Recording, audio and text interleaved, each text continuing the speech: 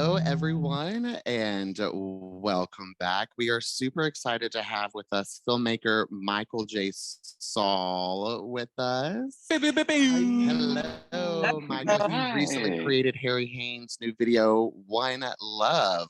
Michael, what's up? Hi, everybody. It's great to see you. It's so good to see you too. Where are you located right now? We're in New York. What part of the world are you in? I'm in Long Beach, California. Ooh, I hear so many good things about Long Beach. Yeah, it's lovely. Like what? That it's a lovely city. They've got a great drag scene. Delta Work is out of, really? out of Yes. Long Beach. Yeah. Yep. Michael, Yep. have you ever We have a met great Delta drag Work? scene. I have not. I've met a lot of the drag queens, but not Delta. I don't think I've met Delta. Well, maybe there's an opportunity to have her in like the next Harry video, yeah? Well, yeah. I mean, Jane, Harry's mother, Jane Badler, had a few of the queens in some of her videos, so we're all connected there somehow, but it just hasn't landed in my lap yet.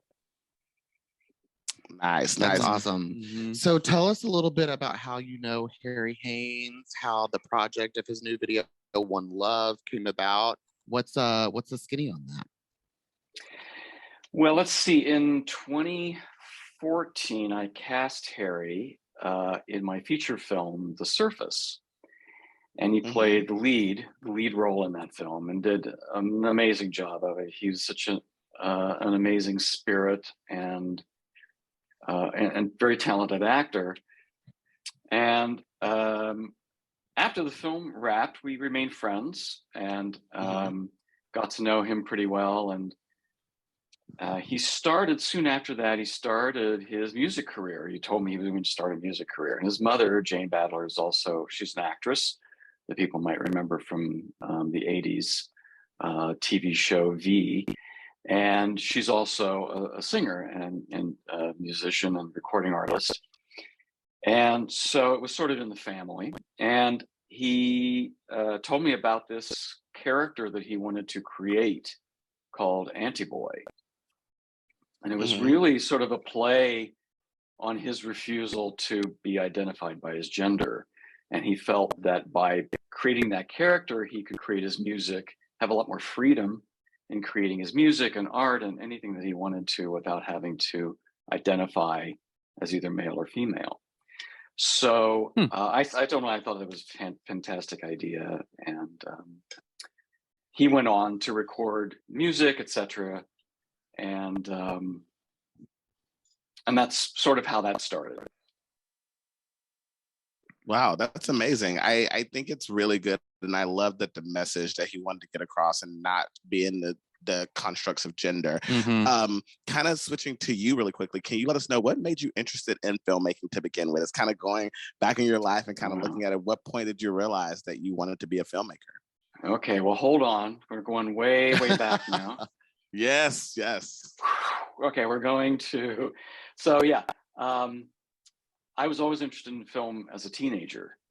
And for me, it was a way to express myself as a young queer person in Ohio, growing up in Ohio in the 60s and 70s. So it was a real way for me to create and tell stories without having to be constrained here again, sort of in the same way by sexual constructs. And so, and it's to this day, it is the most freeing, way to express myself artistically. And I've been a queer filmmaker for, as a profession and as an artist for, past 35, 40 years. So. Wow. Was there a moment in your childhood where you decided, well, obviously that you were queer, but what was the moment that you decided, oh, I should make films based on queer identity because maybe you experienced something growing up that you wanted to project to audiences? Well, when I was in my 20s, I moved to San Francisco. And this was San Francisco in the 80s, which was a wild, amazing, and terrifying I was going to time. ask, I bet that was a crazy time. It was such a mixed bag of stuff, right? And But there was an amazing film art scene there, which I became involved with. And these were some of the amazing filmmakers that we still know their names today, you know, from the 80s and 90s. And they were all independent filmmakers. Mhm. We were showing our films in the garage, you know, and that sort of thing. So there weren't even many film festivals. But out of that sort of grew the San Francisco Gay and Lesbian Film Festival Frameline in the future. So at that time, I started thinking about making films as a queer filmmaker and submitting them to film festivals, which is what I did, and that's how I started on my road as a filmmaker. Wow. That's amazing. I think it's so good because, I mean, like you were saying about the terrifying times of and wild times of San Francisco back then, you know, I'm sure to get that artistry out there and to put that out there, it was probably very scary and terrifying for you too, no? It was, and my subjects didn't really deal with AIDS and that sort of thing at that time. We didn't really know what to make of it. We didn't know what impression it was, you know, what the impact was going to be. But instead, I tried to sort of go back to my early life, my childhood, my first loves, which was my first short film, which went out and won awards and went to film festivals. It was about that. It was my first experience falling in love with a boy as a teenager, and consequently my first rejection from that relationship. And so, but I found that ability to tell that story artistically through film was just so freeing and wonderful, and met some other wonderful people through that process. So yeah, that's amazing. So like you were saying, you know, your your subjects weren't necessarily about AIDS because, you know, you weren't, you know, no one knew what was going on, you know, officially anyway. Right. Yeah, I was still the Wild West. Did anyone, I mean, you know, we were all close to you was affected or anything like that? Oh yeah, lots of people. I mean, everything from good friends to people who you met at a party, or people that, you know, you had some connection with, you know, and then 2 weeks later they were gone. It was just surreal in many interesting, weird ways, kind of like COVID was. You know, it's just sort of happened, and we were just sort of thrown into this, and you know, you were sort of between, well, do I go out and party and have a wonderful time, and which was a great time for that, or do I not? You know, I mean, it was very confusing and very frightening, and we didn't really know what to do with it for a long time. Right. Yeah, I was just gonna akin it to COVID when it all, you know, all that broke, and we were terrified to go outside. It was just like, I don't even know what to expect. Now everyone's riding the subways, no masks. That's fine. Like it never happened. Yeah, it was really similar. COVID's ramping up though. Yeah, it is. Yeah. Michael, having experienced like the AIDS epidemic firsthand with, you know, your close friends and creators that you worked with, how does that impact the creative arts that you're directing and producing today? Well, now it's I'm trying to tell stories about individuals, people, their own stories, the things that they go through. The Surface is a really good example. It's about a young man who grows up as an orphan and doesn't really have any family ties or past in his life, and he ends up meeting a man who has a very rich history, and it's all caught up in home movies, and he sort of adopts these home movies in a way as a life that he never lived. And so he ends up having a relationship with this man, but finds that, you know, living that other life, it's not his life, but it's a way for him to move through, you know, and sort of develop a family of his own. And that's That's really what it's, and a lot of them are about that, about creating our families, which we've all had to do. So, you know. Yeah. Absolutely. I think we as queer people, gay people, have the privilege to choose who we want, to be in our selected family. Mm-hmm. I'm very blessed and lucky to have such a strong base and support system, especially now around the holidays, because it's a stressful time, but do you have any holiday plans, any goals for the new year, Michael? Well, we're having people over, and we're still going out and doing things. We're actually planning a trip to New York next week, my partner and I. But if the weather holds up anyway. And I'm opening a big show. I mean, part of what I do outside of my filmmaking is I direct a big show for full dome planetariums called, the first one was called Mesmerica, and the new one is called Beatifica. And they are these beautiful we work with animators all over the world. And it's an hour-long show with music, and you go in and it's very relaxing and you just sort of walk out in this great space, we hope. And so we're opening that show. So everything's very, very busy, but we're going to New York to see all of the Christmas lights and things. Yay! That's so exciting. Yeah, so it should be fun. Awesome. So Michael, who would you want to collaborate with in the future? Do you have future projects in mind and a list of people that you want to work with? Wow, that's a really good question. I have a new besides feature. try the podcast. Yes, exactly. Which box ticked. No, I'm planning a new feature for this coming year called Beauty. And that's very exciting. And it's, I think, opening up a lot of opportunities to work with some amazing actors and collaborators. I'm always looking to work with new music people, musicians, singers, songwriters, whatever, because music is such an important part of the work that I do. This video with Harry, and I don't know if you know the history of Harry Haynes, but we lost him in 2022 at the age of 27. And so all of his work has been done after his death. His mother finished up the album, and this song in particular, One Love, is just such a beautiful song. And so so affirming, to go out and be who you are, and that we should love one another. It's a very simple things that we still to this day can't seem to sort of get together.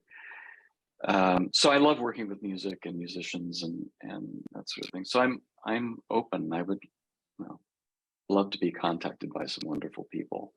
I mean, there's so many great queer artists out right now. Sam Smith and Kim Petras, Little Nas X, just to name a few. I know. Yeah. And there are big waves in the music industry, which is so wonderful to see. So and doing wonderful thing with film. Their music videos and things are just fantastic. So it's a lot of fun. It's a lot of fun to be at this time.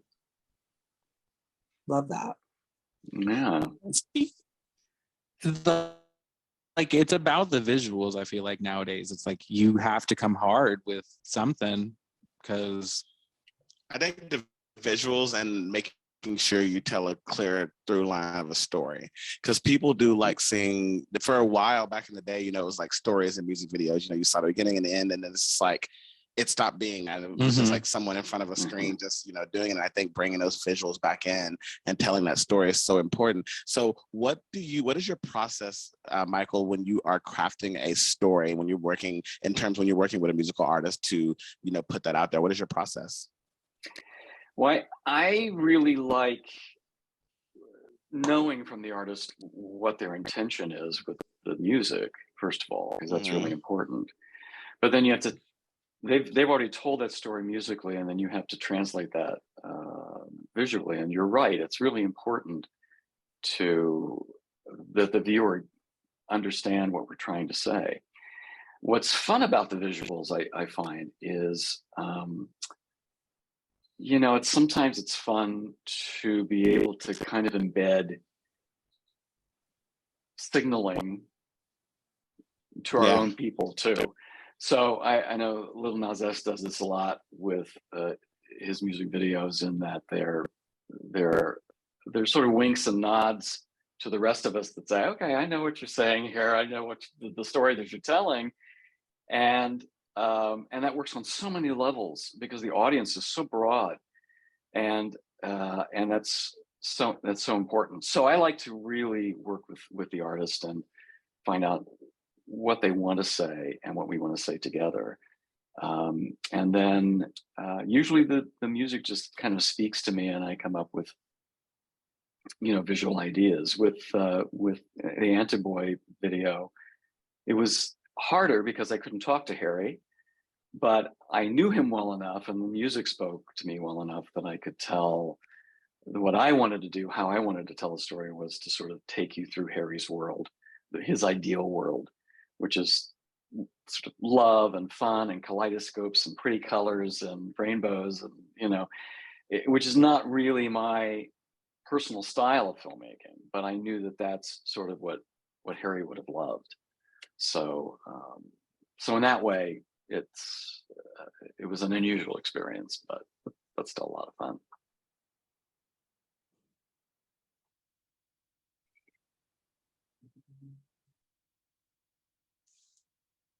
Sorry, I'm not hearing you. Can't hear you, Darrell.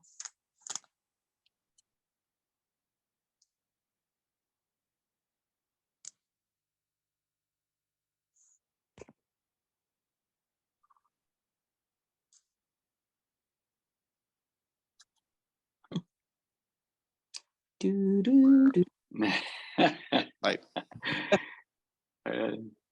hello. Okay. Now he's back. Yeah. What was that? I just had to switch Wi-Fi. Oh, yeah. We're still recording though. Yeah, it was still. So That's we're good. So yeah. So I was saying, let's come back in 3, 2, 1. 3, 2. So I completely understand that, like, not everybody's aesthetic is different, and as you said, like rainbows, and that's kind of not your thing with all the colors, but, you know, still being able to respect their artistry and understand the story that they're trying to tell, I think is very important. So before we let you go, I do have one final question. If you could give viewers a piece of advice, what would it be? Well, about what specifically? About if they want to get into making films and get into filmmaking, like what would that advice be? Where would they start? My advice is always get a camera and just start shooting things. I mean, if you are interested in the history of film, if you're interested in deep techniques about film, go to school. There are plenty of colleges and ways to learn that. But if you are interested in using the camera as a tool for art, the best thing is just go out and start shooting things, telling stories. It doesn't matter what it is, you're going to learn how to tell that story in your own way. And it's so important for you to have a voice right now. Everybody's voice is so important in our community and in the world in general, and as artists. And just go out and do it. That's what I say. Yeah. I have a follow-up question. Michael, being that you've been in this industry for a minute, how many hours of footage have you shot? Not even knowing that it's been part of a project or been part of a creative process or what have you. How many hours of footage have you shot, and how many hours or minutes of that footage have turned into a creative project? That's a really good question. I have no idea.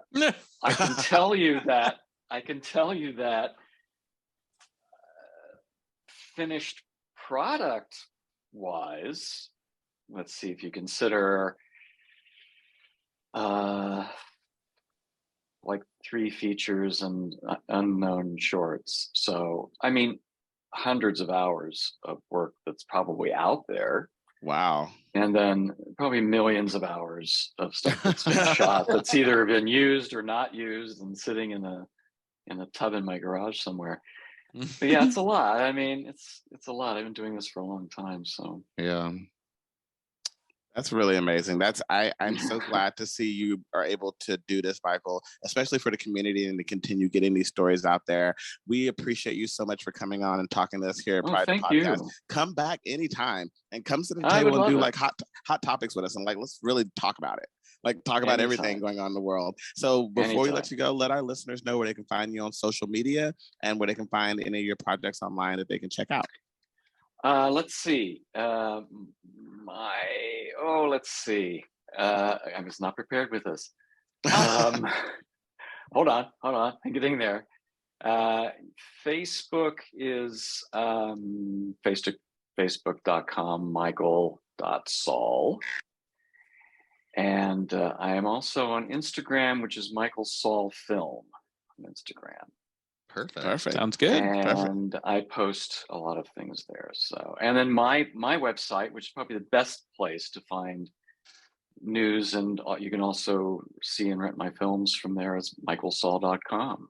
Very easy. So, And for our listeners out there, be sure to check out the One Love video of Harry Haynes that Michael created and directed. yes, it's on YouTube. Make sure you watch Awesome. it. Yes. Thank you so much, Michael. Thank you for Thank joining you. us. We look Thank forward you. to It's my speaking pleasure. again soon. Thank you so much. Anytime. Have fun in New York. Yes, have fun when you Hey! get here. Yes. I will. Bring a coat. It's getting cold. Yes, I know. Thank you, Michael. Talk soon. All righty. Okay.